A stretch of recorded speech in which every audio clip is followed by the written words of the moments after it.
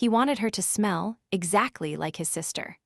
Another man tested his girlfriend with a room full of clowns, and a woman was shamed by her coworker for believing chocolate milk comes from brown cows. These are the kind of classic "Am I the jerk?"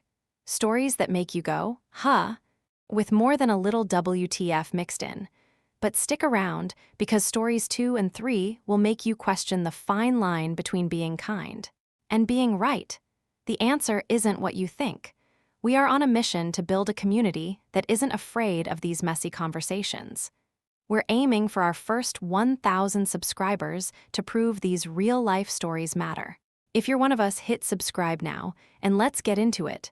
Story 1, he had a clown room and a secret test. When Emma first visited Kyle's apartment, she thought the porcelain clown hanging from the ceiling was quirky. By the third visit, she realized there were 36 more, each one perched on a shelf, swinging from little ropes, staring from velvet pedestals like Kyle ran some sort of haunted circus museum. But Kyle, he was gentle, sweet, the kind of guy who gave up his weekend to help you set up IKEA furniture without reading the manual. So she told herself, this is just one of his weird little things. We all have one. 2 years later, a pair of Venetian masks over the bed pushed her over the edge. What started as charming became disturbing. What started as compromise turned into an ultimatum. It's me or the clowns. This is a story about personal space, emotional boundaries, and how a mask can reveal more than it hides. It's about love, control, and why some breakups are actually relief in disguise. And it's not just about them. It's about all of us who have been told to shrink ourselves to make someone else comfortable. Or those of us who stayed too long trying to prove we were worth loving, quirks and all. If you've ever had a part of you labeled too much, or if you've ever walked away from someone who couldn't love you as you are, this story is for you. And hey, maybe you've got a story like this too. One that never quite fit into a caption or a comment thread. We'd love to help you tell it. Share your anonymous story through the link pinned in the comments. For every 1,000 views this video gets, we donate $1 to support people navigating hardship, because every view can become a voice and every story deserves to be heard. Kyle was the kind of guy who wore mismatched socks on purpose, not because he was quirky, but because he genuinely believed they balanced his day. He lived in a modest one-bedroom apartment in Des Moines, Iowa, with a leaky sink, 3 thriving houseplants, and 37 porcelain clowns. Not 37 clown asterisk items. 37 fully glazed, intricately painted, velvet-caped asterisk figurines asterisk, each with a name, a backstory, and a place in what he casually referred to as his asterisk whimsy room. The neighbors called it that weird room with the tiny faces. Some sat on swings suspended from the ceiling. Others leaned dramatically on shelves like opera diva's frozen mid-curtain call. One particularly judgmental jester, gifted by his late grandmother, sat right above the bathroom mirror, so you couldn't brush your teeth without being silently critiqued. The clowns had been in Kyle's life since before he could walk. His grandparents, both antique collectors with a dark sense of humor, believed every home needs a little absurdity. So when they passed, Kyle didn't just inherit their boxes, he inherited their tradition. He dusted them weekly, rearranged them seasonally. He even once held a clown conference, where each figure was rotated into the prime shelf spot for 1 week with a voting system and a sticker chart. For Kyle, this wasn't creepy. It was comforting. A little chaotic, yes, but in a world that often felt too sharp, the softness of whimsy, of joyful weirdness, was his anchor. To him, the clowns weren't decoration. They were history, humor, and heart, and for a long time, that was enough.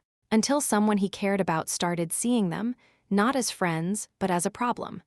Because it turns out, not everyone thinks a clown a day keeps the anxiety away.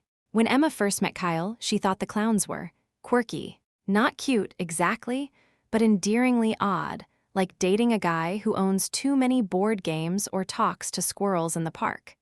She even joked that his apartment felt like if Wes Anderson directed a haunted funhouse, and Kyle beamed like it was the best compliment he'd ever received. For the first year, it was easy to brush it off. She didn't live there, after all. And Kyle was kind, thoughtful, endlessly supportive. If the price of that was occasionally being watched by a clown wearing tiny lace gloves, she could live with it. But feelings evolve. So do tolerances. By year 2, things had changed. It wasn't just the clowns anymore. Kyle had added 2 Venetian masks, long-nosed, gold-lacquered, thrift store finds he proudly hung directly above the bed. That's when Emma's smile started to freeze a little. There's a difference between "this is a bit much" and "I can't sleep here without imagining I'm cursed." And for her, that invisible line had been crossed. Psychologists call this the boundary of emotional safety, the tipping point where someone's harmless habit starts to feel threatening. Not because it's objectively dangerous, but because it invades the space where your brain should feel at ease.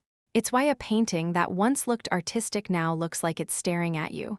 It's why a clown on a swing isn't just whimsical, it's suddenly watching.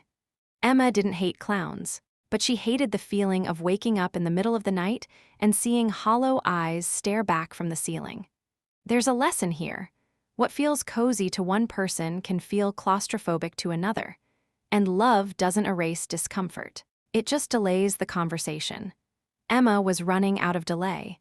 And as we'll see, when people don't speak up early, things don't just fester, they escalate. Emma didn't slam a door, she didn't yell. She just sat down one morning, looked Kyle in the eyes, and said the 6 words that unravel couples faster than a broken IKEA screw. "We need to talk. About the clowns." Kyle thought she was joking, he even smiled. But Emma didn't. She told him, gently but firmly, that she couldn't keep coming over if every wall has a tiny face staring back. She didn't feel comfortable, she didn't feel calm. And if things were going to move forward between them, the clowns had to move out. It wasn't a conversation. It was an ultimatum. Either the clowns go or I do. Now, ultimatums get a bad rap. Sometimes rightfully so, they can be tools of manipulation. But not always. In this case, the deeper issue wasn't just the clowns. It was the lack of shared emotional space ownership. See, every relationship exists in 2 places: the literal space we inhabit and the emotional space we build. And when one person's presence fills every inch, physically or psychologically, it leaves the other person feeling like a guest in someone else's story. Emma didn't want to erase Kyle's personality.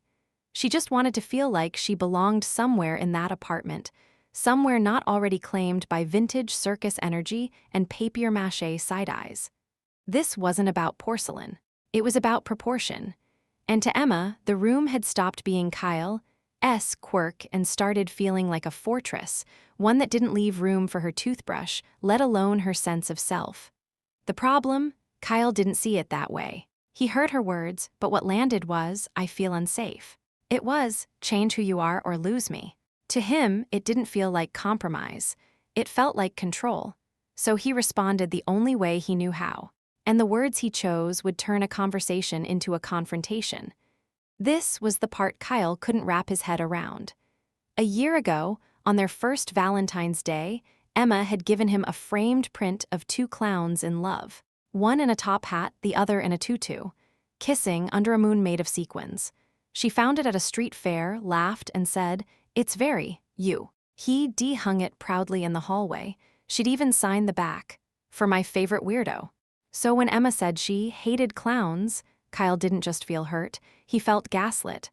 "I don't get it," he told her. "You literally gave me clown art. You said it was sweet."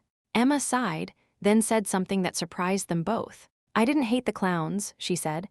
"I hate those masks." The 2 Venetian masks over the bed. Gold-leafed, hollow-eyed, Emma called them possessed bird faces. "They look like something from The Nun," she said. "Like they'd whisper in Latin while I sleep." Kyle laughed nervously, but Emma didn't. Because to her, this wasn't about being quirky anymore. It was about fear, real, gut-level, I can't relax here fear. And here's the twist no one saw coming. Emma wasn't scared of clowns. She was scared of feeling powerless in a space that wasn't hers. The clowns, the masks, the room, they were all symbols. And when she gave Kyle that painting, she wasn't saying, "I love this world." She was saying, "I love you, even with this world." But when that world started expanding, over the bed, over her comfort zone, it didn't feel like love anymore. It felt like erasure. There's a lesson here, tucked behind all the face paint and drama. Sometimes we don't fight what's in front of us. We fight what it represents. And for Emma, those masks didn't just look creepy. They felt like a warning, a signal that her voice didn't matter in Kyle's space. She didn't want fewer clowns. She wanted to feel heard. But what she didn't say clearly, Kyle couldn't guess. So he made a decision she didn't expect. And for the first time, he said something that couldn't be taken back. Emma didn't mean for it to come out. But sometimes the truth slips through when the argument's already lost. They were sitting in Kyle's kitchen, tense silence, half-drunk coffee, and that one clown figurine on the table between them like a neutral third party. "I just needed to know," Emma said quietly, "if you'd choose me." Kyle blinked. "Choose you over what? Over some ceramic faces?" She didn't answer right away, because it wasn't really about the clowns. Not anymore. It was a test. Emma had hoped, without ever saying it, that Kyle would see her discomfort, toss a few clowns in storage, and say, "Of course. You matter more." But that wasn't a request.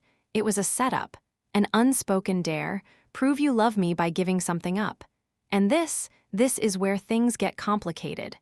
Relationship tests are rarely about what they claim to be. They're not about clowns, text messages, or dirty dishes. They're about control, wrapped in a ribbon of romance. On the surface, it sounds fair. If someone loves you, they'll make sacrifices. But when the sacrifice isn't negotiated, it's demanded, expected, or used to measure your worth, it stops being about love and starts becoming a litmus test for obedience. Kyle didn't fail because he loved clowns. He failed because he didn't flinch. And here's the ethical dilemma. Is it okay to test someone without their knowledge? To orchestrate a scenario where the only winning move is surrender? Emma wasn't a villain. She was scared. Afraid that Kyle's weirdness would always outrank her presence. That he'd never prioritize her feelings unless pushed. But instead of asking, she tested. And instead of listening, Kyle resisted. It's a dynamic more common than we admit. From the "I'll just stop texting and see if they notice," to if they really cared, they'd already know. We convince ourselves that silence equals strength, and force our partners to read between lines we never wrote. But love, real love, doesn't grow in the shadows of silent tests. It needs words, honesty, clarity. Emma set the stage for a test Kyle didn't know he was taking, and when he refused to change on demand, she called him immature, controlling, selfish. But maybe, just maybe, what she really feared was that he was being true to himself, and deep down, she knew she had never been that brave. After the video of Kyle's story went viral on Reddit, the comment section exploded. Not with clown jokes, well, not only clown jokes, but with stories, real ones, from real people. All of them asking the same silent question: is it wrong to love something that weirds out the person you love? There was Jess, whose boyfriend made her keep her crystal collection in the garage because he said it messed with the masculine energy of the living room. There was Darren, who gave up model trains after his girlfriend called them an immediate ick. And then there was the story we can't forget, the porcelain cat lady in hiding. Marcy, 42, messaged us with this. She had a cabinet full of porcelain cats, soft-glazed, bejeweled, some with hats, gifted over the years by her late aunt. When she moved in with her partner, he made a face. Not a conversation, just a look. So she packed them in boxes and hid them behind the cereal in the back of the pantry. She'd sneak glances at them while making coffee. Once she caught herself whispering, "I miss you guys." We laugh at these things, but only because we know they're true. Here's the thing, when we're made to feel ashamed of something harmless that brings us joy, we don't just lose the object, we lose a part of our identity. A thread of weirdness, of comfort, of home gets cut. And eventually, enough cuts start to fray the person we used to be. This isn't about defending clown collections or cat figurines. It's about asking a deeper question. At what point does compromise become self-erasure? Because the moment you start hiding parts of yourself in the basement, in the back of the pantry, under a smile, you're not in a relationship. You're in a slow, quiet retreat from your own life. And maybe the scariest clown in the house isn't porcelain at all. Maybe it's the one we become when we pretend to be someone else. That's what Kyle realized. And it's why the next step he took wasn't just about defending his clowns. It was about reclaiming his space and his voice. Ask anyone who's ever lived with another human being and they'll tell you, it's not the big things that break you. It's the weird ones. It's not we disagree on parenting. It's he puts ketchup on eggs and hums while chewing. It's not she doesn't want kids. It's she talks to her plants like they're coworkers. Kyle's clowns were weird, no doubt about it. But weird isn't the enemy. Unspoken weirdness is. There's a fine line in relationships between this is part of who I am and this makes me feel unsafe. The trick is figuring out which side of the line you're on and whether your partner sees the same line at all.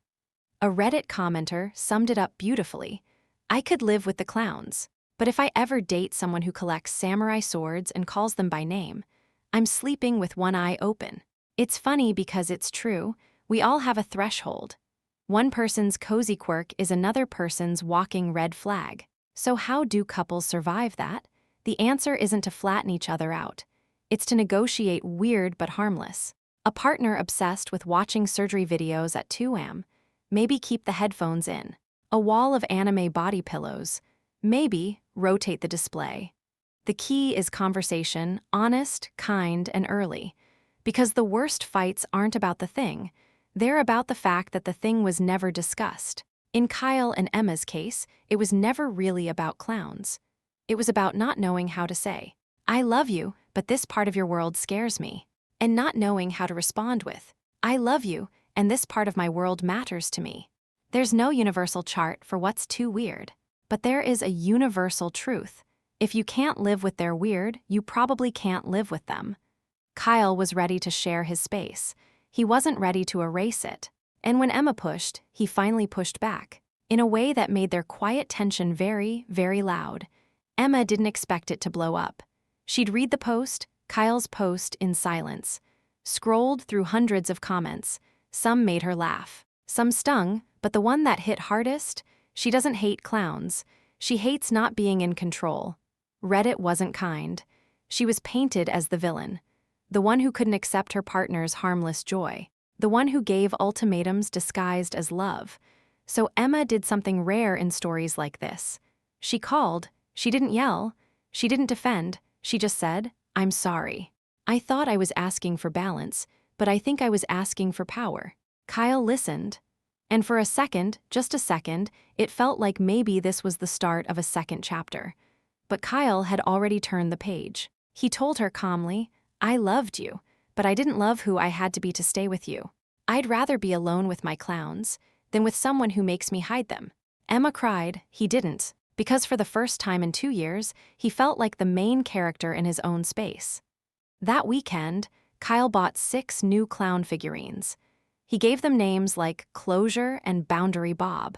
He even splurged on a vintage music box that played a scratchy tune called Bozo Lullaby, something no one but Kyle could possibly find comforting. It wasn't revenge. It was celebration. Not of the breakup, but of the quiet strength it takes to choose yourself. That's what people don't talk about enough. That breakups aren't always about heartbreak. Sometimes they're about return. A return to your weirdness, your laughter, your offbeat music box, and your army of swing-bound jesters. For Kyle, the parade didn't end. It just marched on without apologies.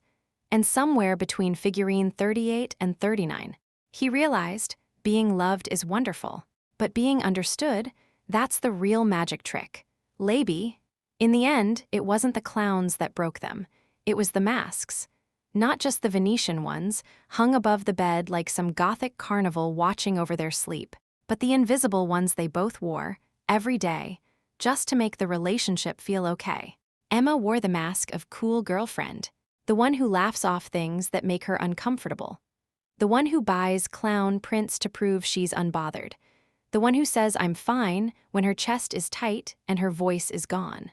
Kyle wore the mask of easygoing partner, the one who shrugs and says it's just Dacre, the one who pretends he's not hurt when someone calls the things he loves childish or creepy, the one who hides frustration behind quiet smiles. And here's the thing about masks, we don't just wear them to protect ourselves. Sometimes, we wear them to make other people more comfortable. But eventually, you forget where the mask ends and your face begins. And by the time you take it off, the person looking back at you doesn't feel like home anymore. In relationships, we talk a lot about compromise, but rarely do we talk about freedom. The freedom to keep the weird parts. The freedom to decorate your space with laughter and lace-gloved porcelain. The freedom to say, "This is who I am, and I need you to see it without flinching." Emma didn't ask Kyle to remove a mask. She asked him to wear hers. To change his world, his space, his rituals, until it resembled something more palatable. And Kyle said no, not out of pride, not out of spite, but because love that requires shrinking isn't love, it's performance. The real mask in this story wasn't made of ceramic. It was the quiet, smiling version of each of them that said, "Everything's fine," when it was. Kyle didn't just take down the mask, he took off his, and in doing so, gave us a reminder worth holding onto. They're not loving you at all. We started with clowns. Porcelain smiles, velvet shoes, a room full of whimsy that looked like a fever dream and felt like home. But like most love stories, this wasn't about the objects. It was about the space between people. And what happens when that space stops feeling shared? Emma didn't hate Kyle. She hated what the clowns represented, a world she couldn't enter without losing herself. Kyle didn't refuse to change. He refused to disappear. We've seen how small quirks become quiet resentments, how silence turns into tests, and how the things we try to tolerate for love can quietly chip away at our sense of belonging. We've heard from others, people hiding porcelain cats in kitchen cabinets, model trains in the attic, crystals under the bed. All wondering, is my joy too weird to love? But maybe the real question is, can you be fully known and still fully accepted? Because real love doesn't require you to put your joy in a box. It asks you to share it and trusts that the right person won't flinch. Emma and Kyle weren't bad people. They were just two people trying to love each other without knowing how to love themselves out loud. In the end, Kyle didn't just keep the clowns. He reclaimed his story. And Emma, she faced her fear. That love built on silence is no safer than a mask with no air holes.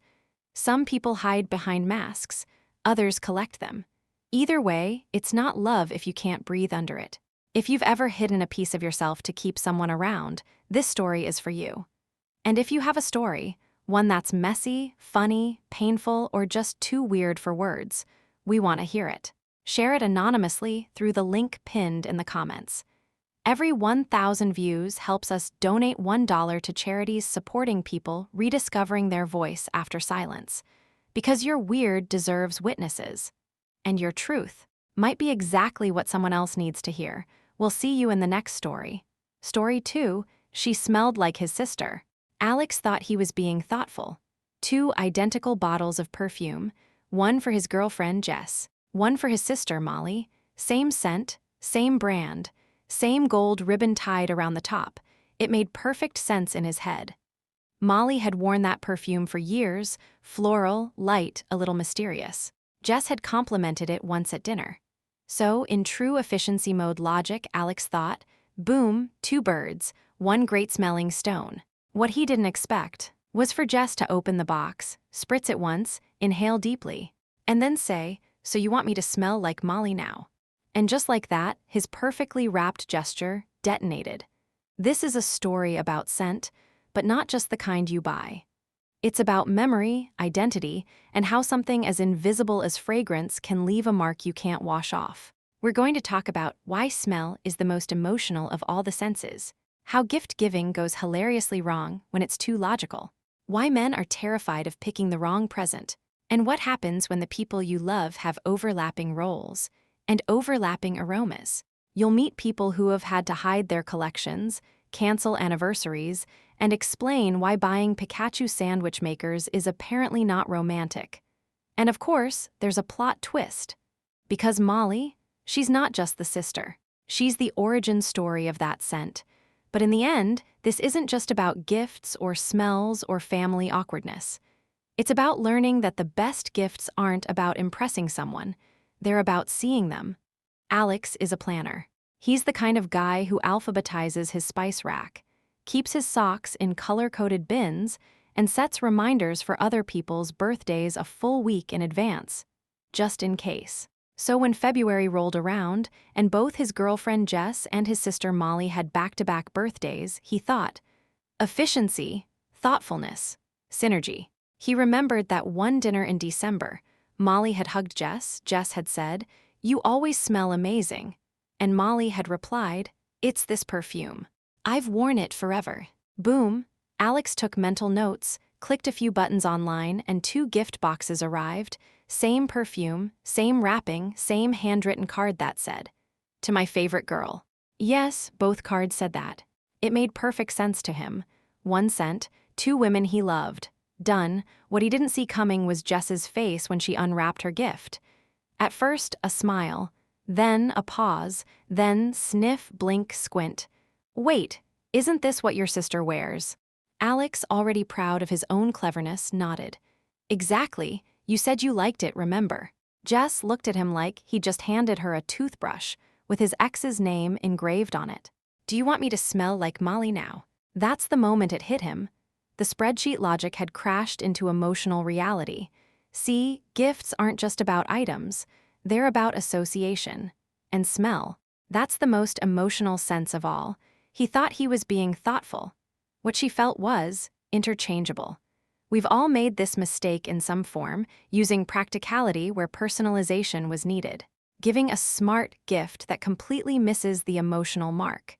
Here's the little lesson hiding in that lavender-scented explosion. When it comes to the people we love, it's not about being efficient. It's about being intentional. Alex didn't mean to turn his relationship into a chemistry experiment. But that bottle of perfume, it triggered something he didn't understand yet. Which brings us to the science behind it all. Why do smells hit harder than logic ever could? And why does love get weird when memory and identity mix? That's where we're heading. And the answers may surprise you. Before we laugh too hard at Alex, let's zoom out for a second. Why did Jess react like that? Why did 1 spritz of perfume turn a sweet gift into a relationship minefield? Because smell isn't just smell. Smell is memory.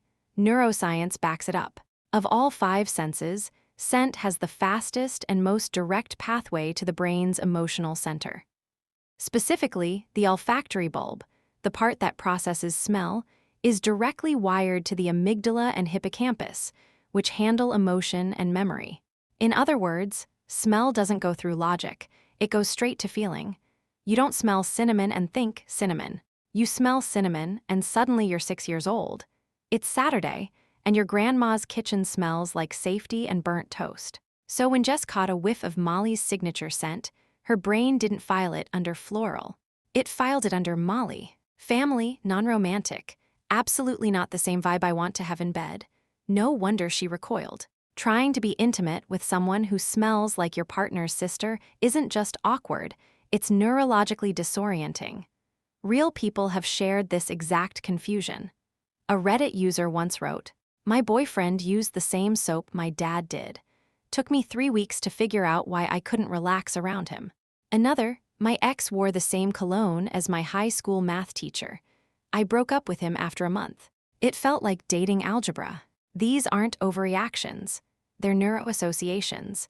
And they're not something you can logic your way out of. So when Alex chose the same perfume for 2 women in his life, one familial, one romantic, he wasn't just giving a gift. He was crossing invisible wires in Jess's brain. That's why her reaction wasn't about jealousy. It was about identity confusion. Who am I in your life if I share a scent with your sister? And what does that say about how you see me? If you've ever caught a smell and been instantly transported to a person, a room, a feeling, you know it's true. Scent is more personal than we realize. Alex's mistake wasn't unforgivable, but it was unforgettable. And once you understand the power of smell, you also start to see how fragile gift-giving really is, especially when logic starts steering the wheel. Let's talk about a common trap, especially for people who mean well, but maybe think too much like engineers and not enough like poets. It's the logic loop that goes like this. They both like this thing, so they'll both love this gift. It sounds smart, It feels efficient. It's totally, completely, emotionally tone-deaf. That's what happened with Alex. He made a classic mistake in gift psychology. He confused shared taste with shared meaning. Sure, Jess once complimented Molly's perfume, but that doesn't mean she wanted to wear it. It means she appreciated it on Molly. There's a huge difference between admiring something and identifying with it. Think of it this way. You might love how someone decorates their home, bold colors, animal prints, disco balls on every shelf. But do you want your living room to look like that? Probably not. Now transfer that to gift giving. You saw them smile at something, and suddenly you've locked in on it like a heat-seeking missile. No follow-up, no context. Just boom, wrapped and delivered. This is what we call the personalization gap. It's when a gift looks thoughtful on the surface, but feels generic underneath. Because true gift giving isn't about checking a box. It's about saying, I see who you are, not just what you liked once in passing. And when that goes wrong, you don't just miss the mark, you hit the wrong one. In Jess's case, the perfume didn't feel special. It felt like a copy-paste gesture. Like Alex didn't differentiate between romantic partner and family member, just two women on his love list. The emotional effect, reverse. Instead of closeness, she felt distance. Instead of intimacy, she felt like a mix-up in a mailroom. It's not about the price. It's not even about the object. It's about emotional precision. That's why some of the most beloved gifts are handmade, ridiculous, or downright weird, because they scream, only you. Alex's perfume choice may have been logical, but when it comes to love, logic doesn't always get the last word. And that leads us to the heart of the matter. What makes a gift actually feel romantic? Turns out it's not about wrapping paper or brand names. It's about presence, and presence means personalization. Here, what Alex didn't realize, perfume isn't just a beauty product, it's a presence. It lingers in a hallway after someone leaves. It wraps around you in a hug. It whispers, someone important was just here. Scent is how we mark space. Emotionally, physically, even romantically. So when Jess opened that perfume, held it in her hands and said, so you want me to smell like Molly now? It wasn't just sarcasm, it was a gut check. Because what she was really saying was, do you see me as me, or as a fill-in character in your family drama? Let's be clear, this wasn't about the bottle. It was about identity. In relationships, scent becomes part of your story. It's not just a smell. It's how you remember someone when they're not there. It's how you build connection without words. Jess had been trying to carve out a space of her own in Alex's life. And now, the one thing that was supposed to make her feel desired, chosen, felt like a hand-me-down. To her, the message was, I love how you smell. It was, I already loved this on someone else, so here, you can wear it too. Romantic misfire? That's putting it kindly. It's like giving your partner a love letter you once sent to your ex, just changing the name at the top. Even if the words are nice, it feels recycled. That's the emotional risk of gift giving without presence, without listening, without distinction. Jess wasn't asking for diamonds. She was asking to feel seen. Because at its best, a romantic gift says, I know who you are, and I chose this just for you. And when that signal gets scrambled, when the gift feels like it could have gone to anyone, it's not just disappointing. It's disorienting. Alex thought he was being efficient, but in that moment, what Jess felt was replaceable. That's the real romantic failure here. Not the scent, not the logic, but the lack of recognition. And if you think that's where things start to unravel, wait until Molly walks in with a confession that flips the whole story on its head. Not all bad gifts are created equal. Some are practical, some are sentimental, and some, let's be honest, are just lazy. Alex's mistake. It lived somewhere in that awkward space between practical with good intentions and emotionally tone-deaf. But he's not alone.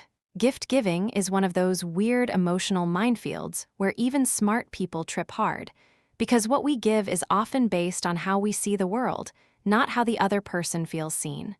Let's break it down. Practical gifts say, I noticed what you need. Think charging cables, kitchen knives, or a vacuum cleaner with great Amazon reviews. These gifts are useful, but if not wrapped in context, they can scream chores instead of cherished. Sentimental gifts say, "I know who you are." It might be a framed photo from your first road trip, a playlist from your old Spotify likes, or that one book you mentioned in passing 6 months ago, now inscribed with a note that makes you cry in the good way. Lazy gifts, those say, "I needed something. This was near the checkout line." Here's a real case study. A Reddit user once shared that her boyfriend gave her a sandwich press. That toasted a Pikachu face onto her lunch. Why? "She loves sandwiches and Pokémon," he shrugged. "Which is adorable if you're 12, she laughed, she cried. She used it once.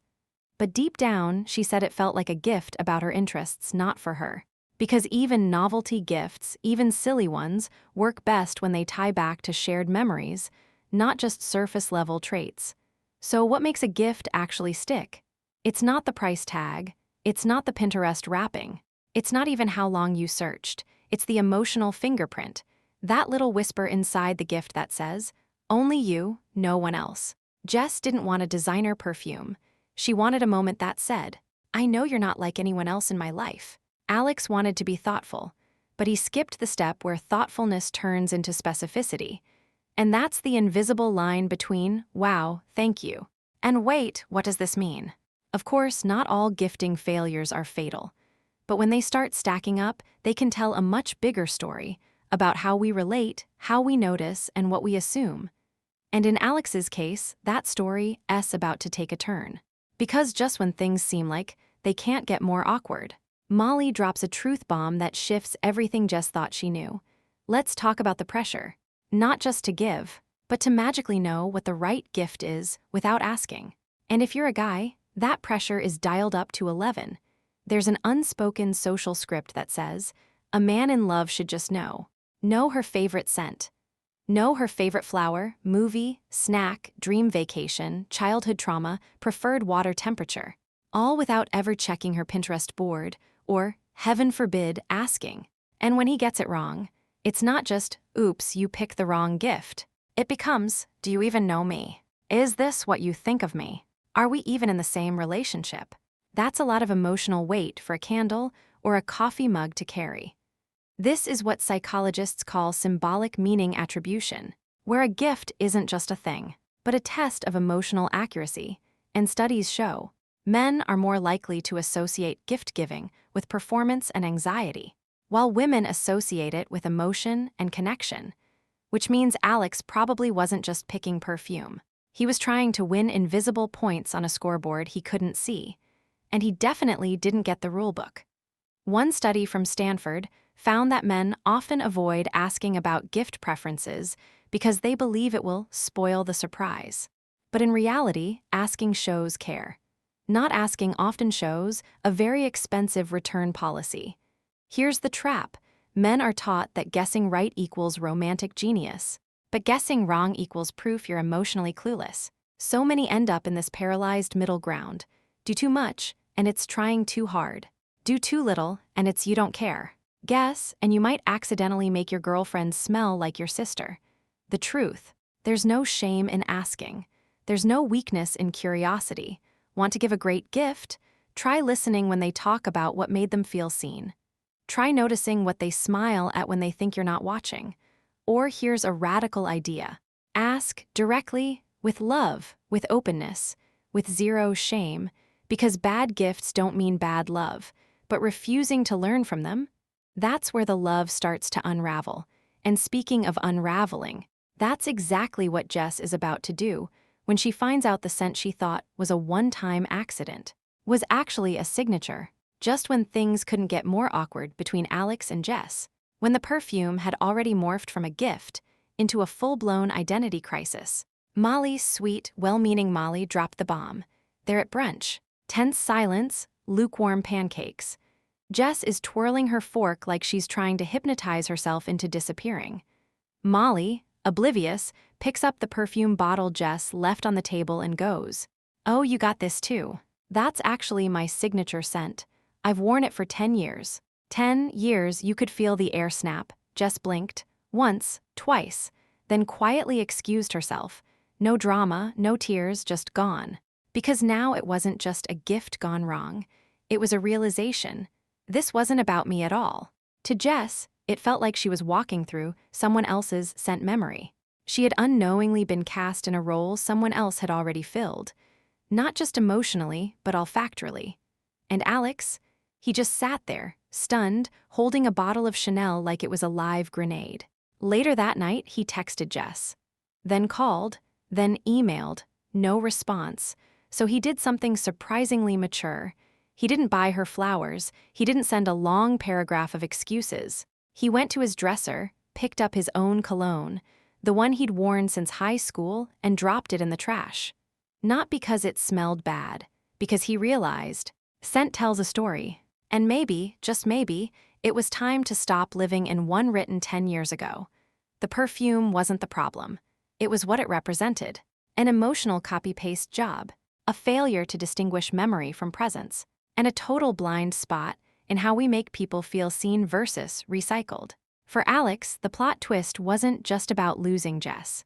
It was about facing the quiet truth that maybe he'd been coasting on old habits, old favorites, and old love languages. And when scent is that deeply tied to memory, sometimes the only way to move forward is to change what you leave behind. The internet did what the internet does best, took a slightly awkward story about perfume, and turned it into a full-on emotional gladiator match. After Jess posted her side of the story on Reddit, complete with the now infamous quote, "He wanted me to smell like his sister," thousands of strangers weighed in. And the comment section, let's just say it was spicier than the perfume itself. Team Jess came in strong. She's not overreacting. Scent is intimate. I'd break up too. Smells like he's got unresolved family stuff. A signature scent is sacred. You don't double book it. Some even shared their own horror stories. My ex gave me a necklace identical to his mom's. I only found out at Christmas. It was a vibe. Others took it deeper. He was trying to be thoughtful. This whole thing sounds performative. So now men get canceled for picking the wrong bottle. A few even added, imagine being dumped over perfume when some guys forget birthdays entirely. Then there was the Switzerland crowd. People who didn't take sides but posed a bigger question. At what point does sharing tastes cross into copying identities? Because let's be real, we all have overlapping preferences. You and your partner might both love Italian food, indie bands, or a specific kind of coffee. Does that mean you're emotionally blurring boundaries if you give similar gifts? Not necessarily. The issue isn't overlap. It's emotional intention. It's whether the gift says, "I know you," or "I didn't bother making the distinction." That's where things get murky, because some people feel flattered by shared preferences. Others feel erased. And that's what this story tapped into. A bigger cultural tension around individuality in relationships, and how even well-meaning choices can feel toxic when they ignore emotional nuance. So, who was right? Was Jess hypersensitive? Was Alex emotionally lazy? Or was this just two people with different expectations about what it means to be chosen? The truth might lie somewhere in the middle. But here's the bigger question we're left with. Is love about sharing everything? Or about recognizing the lines we shouldn't cross, even with the best intentions? One thing's clear. The comment section didn't just debate the gift. It turned into a mirror, and a lot of people didn't like what they saw staring back. At some point in this perfume saga, it stopped being about a bottle of scent and started being about something much deeper. What makes a gift? A gift, because the more you dig into stories like Alex and Jess S., the more you realize we don't just want things. We want meaning. There's a big difference between a physical gift and an emotional gesture. And sometimes, the smallest gestures leave the deepest mark. Take the viral TikTok that melted millions of hearts. A guy gave his wife a glass jar filled with 365 Post-it notes, each one with a reason he loved her. Some were sweet, some were funny, some were deeply personal. One note read, "Because you put extra olives on my pizza, even though you hate them." Another, "Because when I mess up, you never say, 'I told you so.' You just hug harder." And the best part, he didn't just hand her the jar with a bow. He told her, "Open one every morning for a year." That's not a product, that's a ritual. A way of saying, "I choose you," over and over again every single day. Compare that to Alex's perfume, a well-meaning, store-bought item that accidentally echoed someone else's memories. It's not about which gift costs more. It's about which one feels like home. Gifts that work don't need to be grand. They just need to say, I see you, I remember you. I care enough to be specific. Because when people say, it's the thought that counts, they don't mean the idea of a gift. They mean the emotional accuracy behind it. Jess didn't want to be impressed. She wanted to be recognized. And when she wasn't, it didn't matter how nice the perfume was. It smelled like a mistake. Meanwhile, a sticky note that costs 2 cents, that can make someone feel like royalty if the emotion behind it is real. So whether it's a ring or a ramen cup with a doodle, a bouquet or a breakfast sandwich shaped like Pikachu, it's not the size, it's not the sparkle, it's the story it tells. And for Alex, it was finally time to rewrite his. Not with cologne, not with logic, but with something Jess hadn't felt in a long time. A gift that truly said, this is yours and only yours. Alex didn't try to win Jess back with roses, or promises, or a last-minute airport sprint with a monologue and a boombox. What he did instead was quiet. He walked into a boutique perfumery, one of those places where the bottles don't have names, just numbers and stories. He told the clerk, I'm not looking for trendy, I'm looking for something that doesn't smell like anyone else. They let him blend, he spent hours. He sniffed a dozen test strips, cried once, and finally found something. Warm, light, unmistakable. Then he had a message engraved on the bottle, you smell like you. It wasn't just an apology. It was a correction. A moment of clarity where he said, you were never supposed to remind me of anyone else. That was my mistake. He mailed the perfume. No card. No pressure. Just the bottle, and that message, we don't know if Jess ever called him. We don't know if they got back together. Some endings don't need answers. But what we do know is this. Alex learned that gifts aren't about impressing. They're about expressing. He realized that what feels small, like a scent or a post-it or a passing comment, can hold someone's sense of identity in it. And sometimes, you don't need to erase the past. You just need to stop copying it. Perfume doesn't have to be unique to the world, but it should feel personal to one person. Because the best gifts don't say, this reminded me of someone I used to love. They say, this made me think of you, only you.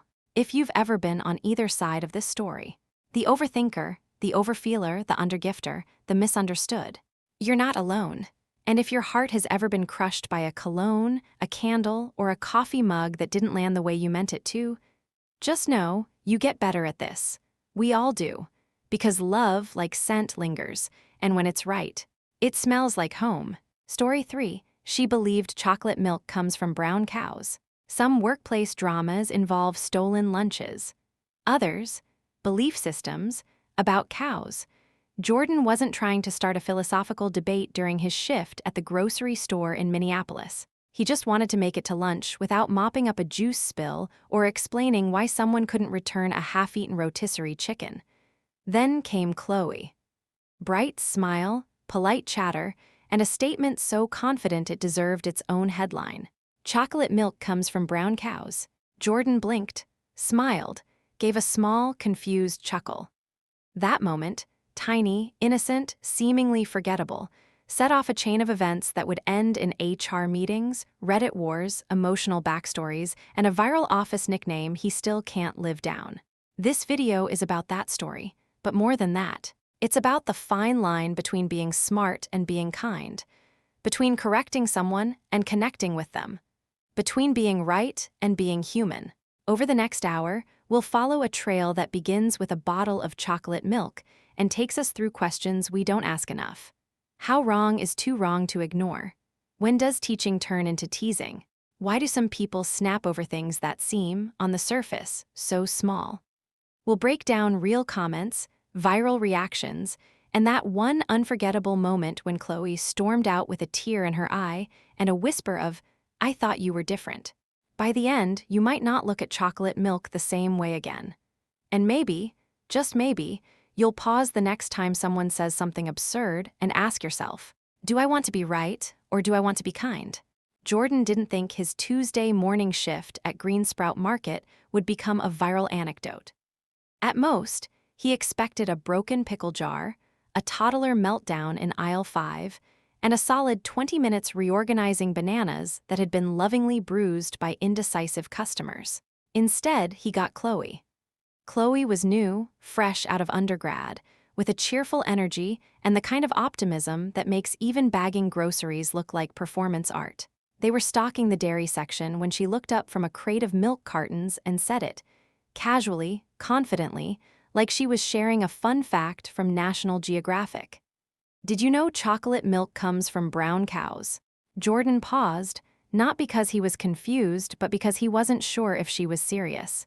He chuckled, a light, polite laugh, one of those surely you're kidding kinds of laughs, but Chloe didn't laugh back. She blinked. She meant it.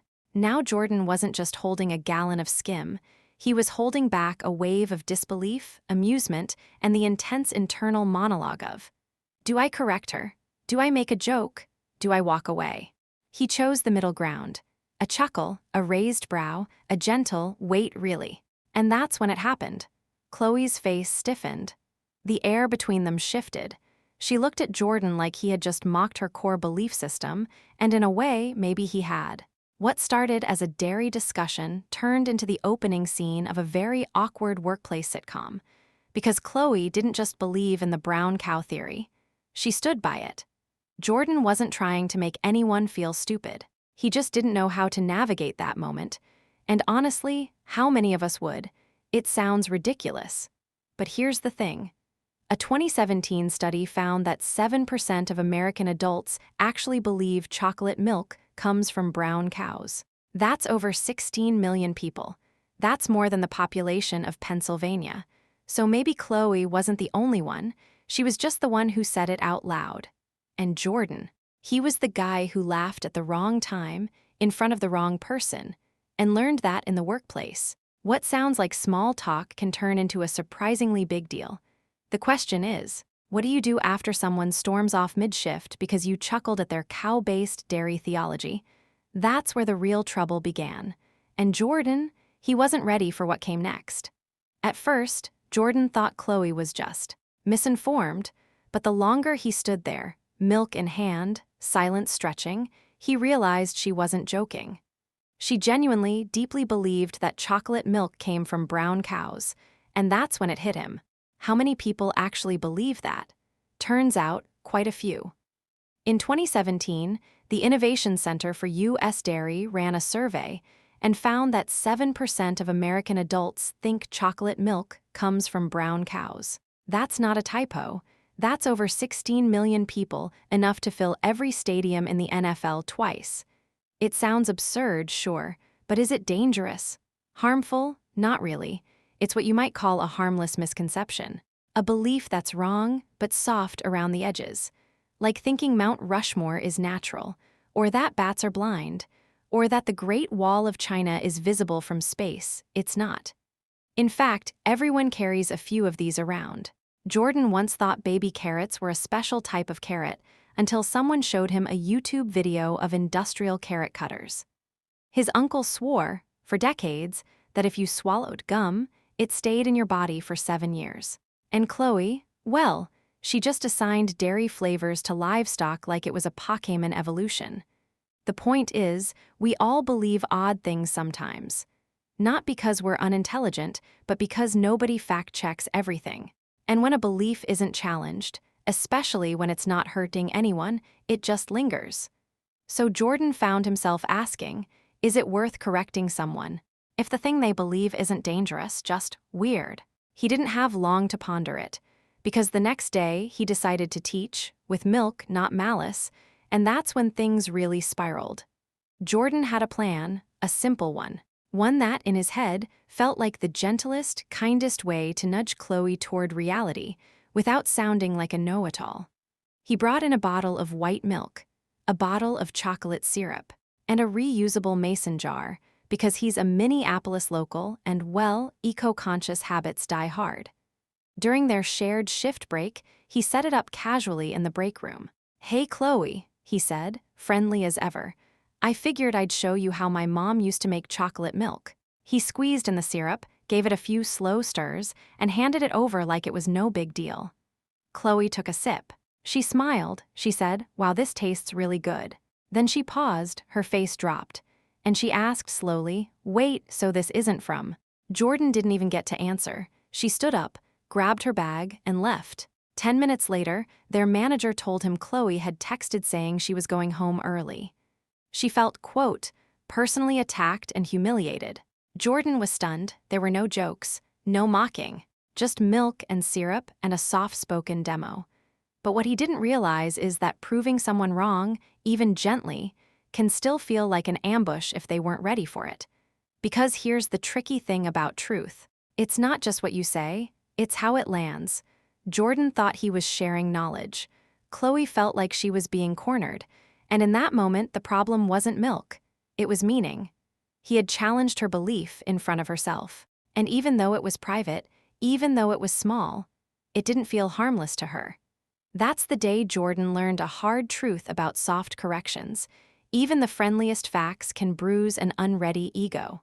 And he was about to find out that this bruise, it wasn't staying in the break room. The next morning, Jordan arrived to find a note taped to the fridge. HR wanted to touch base with him about yesterday's incident. He had used milk, not malice. Syrup, not sarcasm. But as he sat across from the HR manager, clipboard, concerned smile, neutral tone, Jordan realized the question on the table wasn't, was Chloe wrong? It was, did Jordan make her feel small? That's where things get messy. Because intentions and impact don't always shake hands. Jordan thought he was being funny in a soft, teachable, Mr. Rogers with a sweet tooth kind of way. But Chloe saw it as something else entirely, being singled out, publicly corrected, mocked even if gently. And in the workplace, there's a fine, blurry, often invisible line between humor, education, and humiliation. We've all walked it. You crack a joke to lighten the mood, but someone doesn't laugh. You point out an error to be helpful, but it stings more than it soothes. You explain something that seems obvious, and now you're talking down. Jordan hadn't raised his voice. He hadn't rolled his eyes. He hadn't called Chloe dumb. But in her shoes, with her history and her perspective, what he thought was playful came off as passive-aggressive. And in corporate culture, perception is policy. There's an unspoken rule in professional life. Correcting someone is rarely about being right. It's about knowing when it's right to correct. Jordan broke that rule without meaning to. He didn't mock her, but Chloe felt mocked. And that feeling, that was enough to trigger a formal complaint. So now the question wasn't about cows, it was about culture. Can you teach someone something true without making them feel truly small? Because in a world where everyone's expected to be emotionally intelligent, Jordan was about to learn that how you handle someone's ignorance says more about you than them. And this time, the lesson was coming with paperwork. The official subject line read, Concern Ray, Inter-Employee Conduct and Belief Respect. Jordan stared at the email like it had been written in another language. He had never been written up in his life. Not in high school, not in college, not even when he accidentally dropped a watermelon display on a toddler's Crocs. But here it was, a formal complaint filed with HR. Category: Belief discrimination. Apparently, Chloe felt that Jordan had created a hostile environment by dismissing and undermining a personal belief in a non-scientific setting. The word stung, mostly because he had tried so hard not to make it personal. He didn't laugh at her. He laughed around the idea. But to Chloe, there was no difference. At the HR meeting, his manager cleared her throat and said, "We want to remind everyone that respecting coworkers includes respecting their perspectives, even when they're different from your own." Jordan wanted to say, what if the perspective is that cows make chocolate milk? But he didn't, because that's not how you survive in modern workplace culture. Instead, he nodded. He accepted the verbal warning, and he promised to be more mindful of tone and topic in future conversations. And just like that, the milk incident became a matter of record. Here's where it gets interesting, though. Jordan wasn't mad at Chloe. Not really. He was frustrated by the culture that tells employees to speak up, but doesn't teach them how to handle being wrong. And that's the heart of this part of the story. When does creating a safe space become a shield against self-awareness? At what point does respecting beliefs start looking like protecting misinformation? And are we, as coworkers, responsible for preserving someone's comfort at the expense of reality? Jordan didn't want to win an argument. He just wanted to clear up confusion about milk. But in today's workplace, facts don't just need to be right. They need to be delivered gently, strategically, and HR approved. And so, Jordan learned, in the battle of chocolate milk versus office culture always wins. But the question still lingered. Was Chloe really upset about the milk? Or was something deeper going on underneath that frothy surface? A week after the HR warning, Jordan was stocking almond milk when Chloe walked in. She didn't say hi, didn't look his way. But she did linger near the dairy fridge longer than usual, silent, holding a bottle of oat milk like it had answers. Later that day, Jordan overheard her talking to someone in the break room. Not about work, not about milk, but about her ex. He used to call me cowgirl because I once said chocolate milk came from brown cows, Chloe said, her voice tight. And he'd bring it up every time we fought. Said it proved I wasn't smart enough to argue with him. Jordan froze, so that's what this was. This wasn't about dairy. It wasn't about education. It was about trauma wearing a different outfit. Chloe hadn't just felt embarrassed. She felt exposed. Not because Jordan mocked her, but because her brain remembered what it felt like to be mocked and hit the panic button. Sometimes, anger isn't born in the moment. It's inherited from the last time we weren't safe. And Jordan, he'd accidentally stepped on a tripwire he couldn't see. It didn't excuse the complaint. It didn't erase the consequences. But it did explain why a sip of milk had triggered something that felt 10 times bigger than it should have. We all carry old bruises in new situations. And when someone touches that sore spot, without knowing it's there, it still hurts. Jordan went home that night and didn't think about being right. He thought about being human. How we're all walking around with stories no one sees. And how sometimes the loudest reactions come from the quietest wounds. He wasn't sure what to do next, but one thing was clear: this wasn't about milk anymore. It was about memory. And the unexpected ways it resurfaces, sweet, bitter, or both. Jordan always thought being right was a good thing. He grew up in a family where debates happened over dinner, fact-checking was a love language, and actually was said with pride, not judgment. So when he gently corrected Chloe about chocolate milk, it didn't feel like a battle. It felt like service, like holding the door open to reality.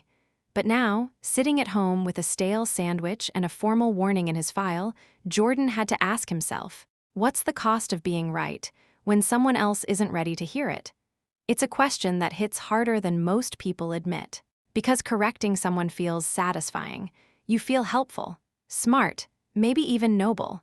But for the person on the receiving end, it can feel like being exposed, belittled, or worse, cornered, especially in real life. Not on a debate stage, not in a Reddit thread, but in a break room, in a family dinner, in the car on the way home from Target. Take a moment and think, how many arguments in your life started with someone simply trying to be helpful? How many good intentions turned into long silences? The truth is, people aren't logic puzzles waiting to be solved. They're stories, filled with context, emotion, and invisible chapters you don't get to read. Jordan learned this the hard way. He was right. The milk didn't come from brown cows, but Chloe didn't hear truth. She heard, "You're ridiculous." In that moment, being correct didn't make him kind. It made him dangerous to her sense of safety. And that's where a deeper lesson comes in. Being right is easy. Being kind while being right, that's the real art. Jordan didn't need to hide the truth. But maybe he needed to learn that timing, tone, and trust matter just as much as facts. And if he ever wanted to clear the air with Chloe, or anyone, really, he'd have to figure out how to do it in a way that left everyone feeling whole. Because sometimes, defending a fact isn't worth damaging a person. And for Jordan, the next chapter would prove just how personal that choice can get. When the story hit Reddit, because of course it did, the internet did what it always does best. It split. One top comment read, If she thinks chocolate milk comes from brown cows, I want to know where she thinks strawberry milk comes from pink goats. Another fired back. People like Jordan are the reason why no one asks questions anymore. Let folks live. And just like that, a story about milk turned into a full-blown cultural referendum on tolerance, shame, and the limits of public correction. On one side, people cheered Jordan on. They argued that ignorance, even harmless, is still ignorance. And if we stop correcting basic misunderstandings out of fear of offending someone, we're headed straight into an idiocracy. To them, truth is truth, even if it stings, especially if it stings. On the other side were the defenders of Chloe. They weren't saying she was right, they were saying she was human. That the point wasn't about cows or cocoa, but about humiliation disguised as education. That's where this all gets complicated. Because we live in a world that asks us to be tolerant, but doesn't always define what that means. Does it mean accepting every belief, no matter how incorrect? Or does it mean giving people the space to be wrong without being made to feel small? Even deeper, are we becoming too sensitive? Or are we finally acknowledging that emotional safety matters just as much as factual accuracy? It's easy to laugh at Chloe until you remember the time you misunderstood something and someone made you feel like a 5-year-old in front of everyone. It's easy to side with Jordan until you realize that correcting someone, even gently, can sometimes close a door they weren't ready to walk through yet. This is the new cultural fault line. Do we prioritize truth or connection? Do we tolerate mistakes or correct them immediately? And what happens when the truth itself becomes offensive? Jordan's little milk moment, it became a microcosm of something much bigger. A world where everyone's walking on eggshells, but also desperate for real talk. And just as Chloe stopped coming to work and Jordan got quiet at staff meetings, a new comment rose to the top. So wait, what about almond milk? Tiny cows with nut allergies. That's the internet for you. And maybe the point isn't choosing a side. Maybe the point is learning how to hold truth without dropping kindness. Jordan hadn't figured that out yet. But a final conversation, offline, unexpected, was about to bring one more layer of clarity. Jordan never saw Chloe again. After the HR report, the tension, and the Reddit circus, she quietly stopped showing up. A week passed, then 2, and eventually, a new name showed up on the shift schedule in her place. Someone who didn't believe in magical cows, but also didn't speak much at all. At first, Jordan felt relief. No more walking on eggshells. No more awkward silences in the break room. Just almond milk, oat milk, and a peaceful dairy aisle. But peace comes with its own kind of noise, the kind that echoes when you're restocking shelves and suddenly wondering, what if I just said nothing? Because truth be told, he hadn't meant to win anything. There was no scoreboard in his mind, no gold star for proving a coworker wrong. He genuinely thought he was helping. He thought, better to know the truth now than keep believing something silly. But the aftermath taught him something school never did. Sometimes being right is less important than being careful with someone's dignity. And knowing when to speak is just as valuable as knowing what to say. Jordan didn't change overnight. He still loved facts.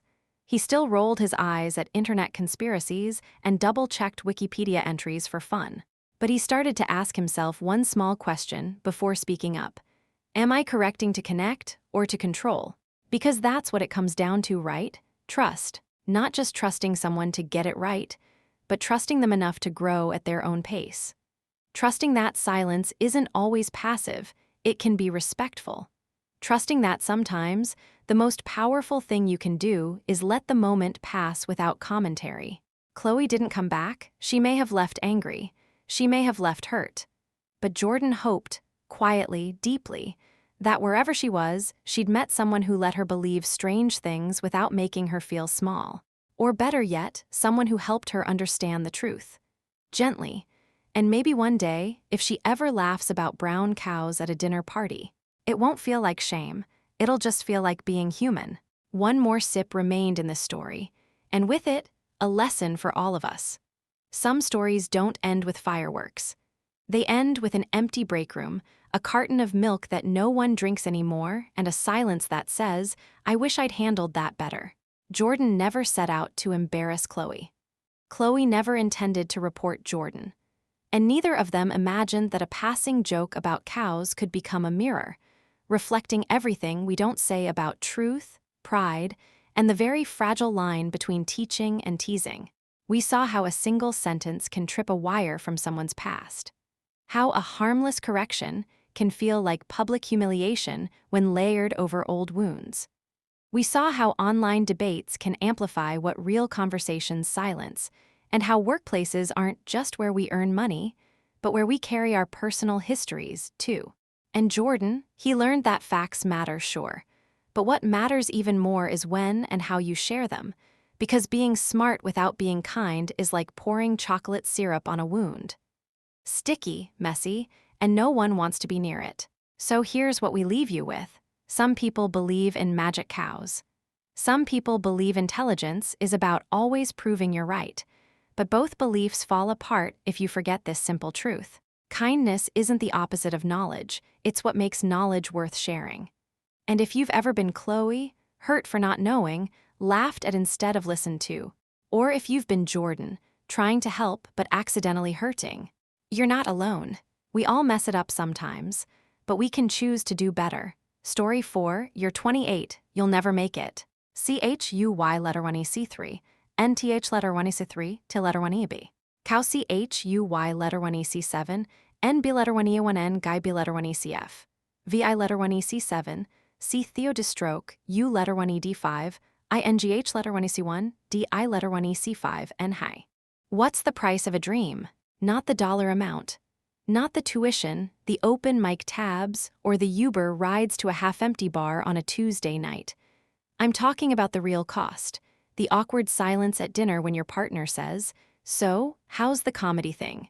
The bruised ego when your audience is 3 drunk guys and a bartender with AirPods in.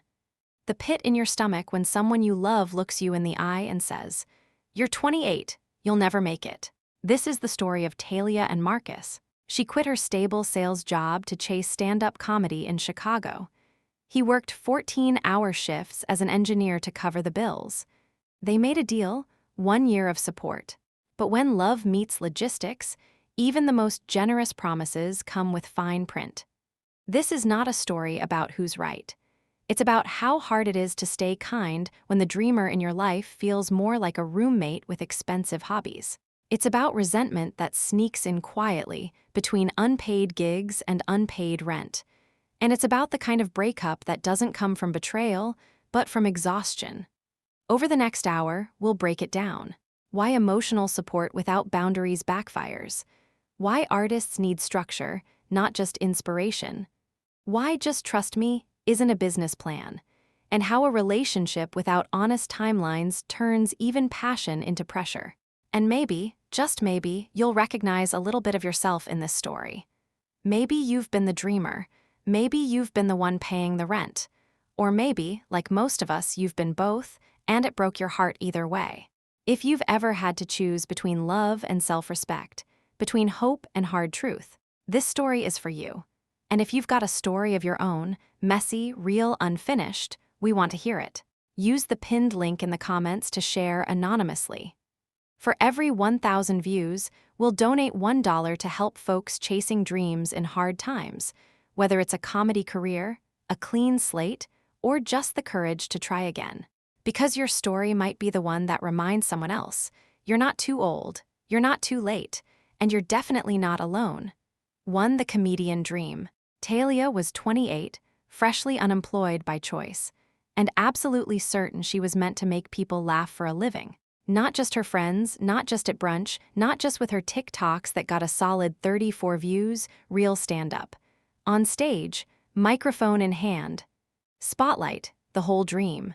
She spent 6 years in sales, pitching software to companies that couldn't remember her name and measuring success by how often her email got opened.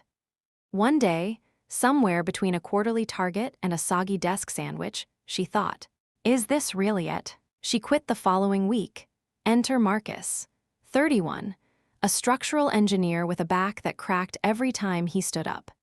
He worked 14-hour days, didn't believe in AirPods, and packed his lunch like a dad of 3, except he didn't have kids. Just spreadsheets. And Talia, when she told him her plan, he didn't freak out. He didn't laugh. He didn't even raise an eyebrow. He said, "Okay, let's give it a year." They called it a trial run, a 1-year deal. He'd cover most of the rent, she'd figure out how to be funny professionally. And maybe, by the end of it, they'd have something to show for it. A reel, a manager, a Netflix special. Or, at the very least, a couple of solid open mic clips and no regrets. At first, it was exciting. Talia was full of ideas, energy, late-night writing sessions, fueled by iced coffee and hope. Marcus would come home, drop his bag, and listen to her rehearse jokes about bad dates, bad bosses, and her mom's obsession with ceramic frogs. But comedy, it turns out, isn't just about being funny. It's about being relentlessly persistent. It's about bombing. It's about driving 45 minutes to perform in the back room of a sports bar where the mic doesn't work, and the only audience member is a guy named Cricket who's asleep. Talia kept going. Marcus kept working. They were both tired, but for different reasons. And that's when the lines started to blur, between love and labor, between support and sacrifice, between chasing dreams and carrying the weight of them. Because passion is beautiful, until it starts looking like pressure. And what once felt like partnership starts to feel like a tab that keeps adding up. So what happens when one person is climbing and the other is holding the ladder? Let's talk about that. When Marcus said, "Let's give it a year," he pictured something more structured. Maybe a part-time job, a calendar full of gigs, a plan on a whiteboard with color-coded goals. What he got instead was vibes. Talia drove Uber 3 afternoons a week. She said it helped her observe humanity, which, in fairness, is a useful tool for comedians. But mostly it meant she woke up around 11, workshopped bits over oat milk lattes, and binge-watched stand-up specials for research. Marcus, meanwhile, was in hard hat mode by 7 a.m. and still replying to client emails at 10 p.m. He didn't complain. At least, not out loud. But every time he walked past their shared vision board, which now just had the word vibe in glitter glue, something in his spine twitched. Then came the shows, small ones, open mics, occasionally a 5-minute guest slot in a venue that smelled like spilled beer and broken dreams. Talia was proud of everyone. Marcus was supportive, at first, but she didn't just want him to cheer her on. She wanted him there every time. She said, "You're my anchor." Which sounds romantic until you realize anchors are heavy and they don't move. It wasn't just a favor anymore. It was expected. 90% of her shows, rain or shine, even when he had a headache. Even when he had to be up at 5 a.m., even when she was performing the same jokes for the same bartender who once asked if she was someone's niece. Marcus started counting the ways he was showing up and the ways she was. Because here's the thing about passion. When you're chasing yours, it's easy to forget what it costs someone else. Especially when they're quiet about it. Talia was trying to build something. But Marcus was starting to feel like the scaffolding no one thanked. And the more she asked, the less he offered. Not because he didn't care, but because the line between support and self-sacrifice had gone blurry. That's when love starts to shift, not with a bang, but with a sigh. So when does helping someone follow their dreams start to feel like giving up your own? Let's look at the moment that cracked everything wide open. It happened on a Tuesday. Talia had a set at a dive bar on the west side. 5 minutes. Her name was spelled wrong on the lineup, Tanya, but she was excited anyway. She wore her lucky sneakers. She'd practiced in front of the mirror. She asked Marcus if he was coming. Marcus had just worked a double shift. He'd skipped lunch. His back ached. His inbox looked like it was plotting a mutiny. Still, he showed up. He sat through 2 acts before her. One guy did 10 minutes about microwaves. Another woman read poetry about her cat's bowel movements. Talia went up, did okay, 2 laughs, a heckle, 1 solid closer. Afterward in the car, she asked, "So what did you think?" Marcus, exhausted, stared straight ahead. Talia poked again. "You didn't laugh at the dating bit." That's when it snapped. Marcus turned to her and said, sharp, louder than he'd ever spoken to her, "You'll never make it, grow the F asterisk up." A silence, the kind that cuts deeper than shouting. Talia didn't cry, she didn't yell back. She got out of the car, walked 2 blocks in the wrong direction just to breathe. By the time Marcus got home, she was gone. It was the sentence that detonated everything. Not because it came out of nowhere, but because it came from everywhere. From months of pent-up resentment, from missed expectations, from watching someone dream out loud while you quietly drown in logistics. That night marked the shift, from compassion to contempt, from "I believe in you" to "I'm tired of carrying this alone." It's easy to love someone's passion when it's poetic. But when it starts costing sleep, peace, and your sense of fairness, love starts to curdle into judgment. The saddest part, Marcus didn't even mean all of it. He was hurt, overwhelmed. He wanted her to hear him. But words, once said, don't come with an undo button. And Talia, she wasn't just heartbroken, she felt humiliated. Because nothing stings more than being told your dream is a joke by someone who once called it beautiful. So where do we go when support turns into a scoreboard? Let's talk about the quiet damage of unspoken boundaries. 4. Why support needs boundaries. At first, Marcus thought of himself as a partner, a cheerleader, a man in the audience, clapping the loudest. But somewhere between the 5th unpaid open mic and the 2nd bounced rent payment, he started feeling more like a reluctant sugar daddy with a day job and no yacht. Here's the thing. Support in a relationship can be beautiful when it's mutual and when it's clear. But when someone gives without limits, because they think that's what love demands, resentment sneaks in disguised as generosity.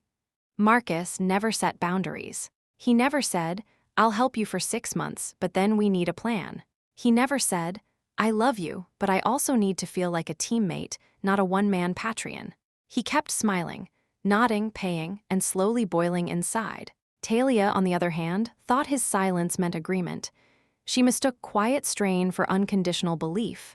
She thought, he's tired, but he gets it. He thought, I'm drowning and she doesn't notice. That's the trap. When support isn't defined, it becomes assumed. And assumed support leads to emotional IOUs, little debts that no one talks about, until one day they explode in the form of "you'll never make it." Relationships need more than love. They need contracts of care, not in ink, but in conversations. Because there's a big difference between helping because you believe in someone, vs helping because you're too scared to say no. The first builds trust.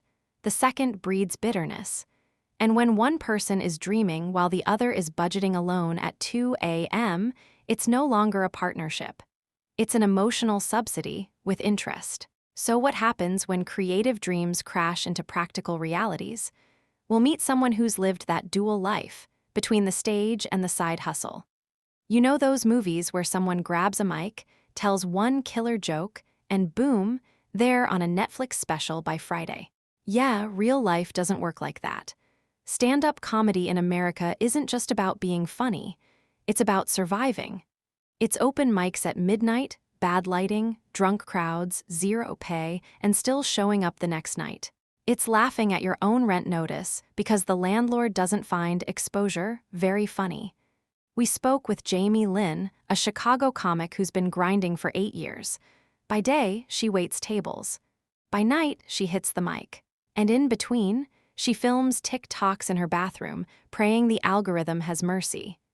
Jamie put it like this: "It's not a career, it's a calling with a lot of coffee and no health insurance." She once did a show where the only audience member was a guy on a Tinder date who left halfway through. She still finished her set. Why? Because if you don't respect the stage when no one's watching, you'll never survive when they are. Most comedians don't go viral, they go broke, but they keep doing it anyway. Not because they think they'll be famous, but because they can't not do it. And that's the part Talia misunderstood even to herself. She loved the spotlight, but she hadn't yet faced the shadows behind it, the silence after a joke flops. The nights no one laughs. The fear that maybe you're not funny enough. Yet, Marcus didn't see the grind. All he saw was sleep-ins and Uber shifts. But maybe the real question wasn't about money. It was she really trying or just pretending to try? Marcus stood in the hallway, arms crossed, watching Talia laugh at her phone for the third hour straight. "Is this what trying looks like now?" he asked. She didn't look up. "It's research. Here's the thing about creative work. From the outside, it often looks like nothing. Staring out a window. That could be procrastination or plotting the punchline that lands a late-night gig. Scrolling TikTok could be doom scrolling or dissecting audience response patterns and viral cadence." Talia insisted that watching other comedians helped her study what works. She kept a notebook of jokes, rewrote her set weekly, and even started recording practice runs in her room. But Marcus only saw the couch, the phone, the Uber schedule with too many blanks. This is where intent gets lost in translation and where many relationships stumble. Because unlike traditional jobs, creative pursuits don't come with progress bars. There's no manager saying, "Good job today," no paycheck validating the effort. You can work 10 hours on a joke and still bomb in front of 5 people who only came for the nachos. Creative labor is invisible until it is. And when someone doesn't believe in the process, it's easy for support to curdle into resentment. To Marcus, Talia's comedy dream was a luxury. To Talia, it was survival. But neither of them ever said that out loud. Here's the quiet truth no one wants to admit. Sometimes, chasing your dream can look a lot like avoiding reality. So the real question becomes, is it laziness or just fear dressed up as potential? And for Talia and Marcus, that answer was buried under a pile of unsaid things and unfinished plans, like the one conversation they should have had from the very start, but never did. Talia felt most alive with a mic in her hand, under 2 bright stage lights, telling strangers about the time she accidentally texted her therapist instead of her boyfriend. That kind of vulnerable laughter, that was her oxygen. Marcus felt most loved when he came home from a 14-hour shift and there was a plan, not a casserole, not candles, just a sense that they were building something together. They loved each other, but they weren't speaking the same language. For Talia, love meant, "Believe in me when I'm not sure of myself." For Marcus, love meant, "Notice that I'm drowning too." But neither of them ever translated that. She thought he was being cold and unsupportive. He thought she was being careless and selfish. This is what happens when emotional needs aren't spoken, just assumed. And it's a recipe for quiet disappointment. He showed up to her open mics, but looked like he'd rather be filing taxes. She made vision boards on the fridge, but never once asked how work was going. Both felt unappreciated. Both kept score, and neither understood why love suddenly felt like debt collection. Love isn't just a feeling, it's a currency. But if you don't know what your partner values, you could be paying in monopoly money. Some couples fight over big things. These two, they were losing each other over unsaid needs, unopened conversations, and 2 very different definitions of trying. And the saddest part, they weren't wrong about each other, they were just unheard. Which leads to the moment that most long-term couples fear, not a dramatic breakup, but a slow fade into silence. There was never a whiteboard, no timeline, no budget, no, "Hey, if this doesn't work by March, what's plan B?" Just a vague, romantic notion. Give me a year. But a year without structure isn't support. It's drift, and that's exactly what happened. Talia thought Marcus agreeing to 1 year meant unconditional belief in her dream. Marcus thought it meant she'd hustle, grind, and treat it like a full-time job. Neither clarified. They just nodded, kissed, and moved forward with 2 completely different maps. Creative pursuits need flexibility, sure, but they also need checkpoints. Otherwise, passion turns into avoidance and partners into silent judges. By month 6, resentment had set in. Marcus began mentally tallying every Uber ride she didn't take. Talia noticed how he no longer clapped at her shows, just stared, arms folded.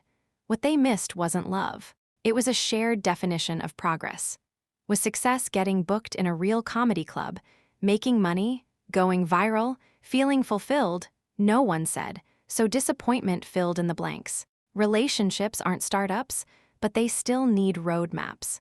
Even the most generous timeline becomes cruel if there's no way to measure movement. And here's the quiet truth. It wasn't that she didn't try. It's that they never agreed on what trying actually meant. So when things fell apart, it didn't feel like betrayal. It felt like waking up and realizing they'd been building two separate futures in the same apartment. And once you see that clearly, there's no unseeing it. Marcus sat in their kitchen, hands in his hair, eyes unfocused. "I feel like a walking ATM," he finally said. It wasn't dramatic. It wasn't angry. It was defeated. Talia stared back, blinking, hurt blooming across her face. "You think I'm using you?" "I think I'm exhausted," he replied. "To support me." "No, to believe in someone who doesn't seem to believe in themselves." That landed like a slap. See, financial imbalance in relationships isn't new. One partner makes more. One chases a dream. The real stress, it's not the money. It's what the money starts to mean. To Marcus, it meant sacrifice. To Talia, it meant support. To Marcus, watching her sleep until noon while he worked 14-hour shifts felt like betrayal. To Talia, him rolling his eyes at her TikTok clips felt like abandonment. This is where love gets messy. You think you're helping, until you feel like you're carrying. You think you're chasing a dream, until someone accuses you of hiding in it. Was it burnout? Yes. Was it betrayal? Also yes, but not of each other. They betrayed the agreement they never made and the boundaries they never set. Here's the kicker. Love can survive struggle, but it struggles to survive when effort is invisible. And when one person feels like an unpaid intern in someone else's passion project.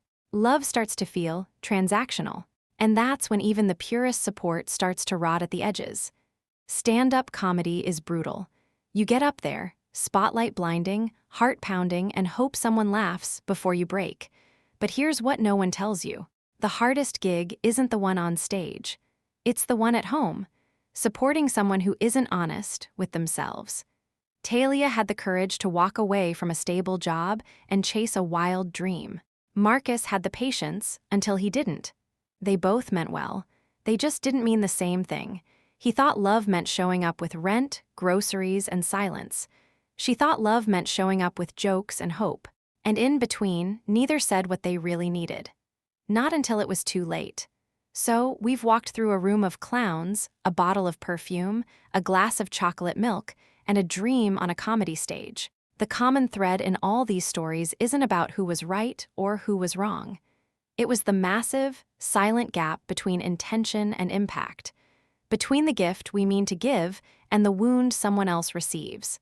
And that brings us to you. Which of these 4 stories hit closest to home? Let us know your thoughts in the comments below. Every story shared helps all of us understand our own relationships better. If this video made you think, hit that like button and share it with someone who you think needs to hear this. And finally, if you haven't already, make sure you're subscribed with notifications on. Because the story we're diving into next is even more complicated. You're not going to want to miss it. Thanks for watching. See you in the next one.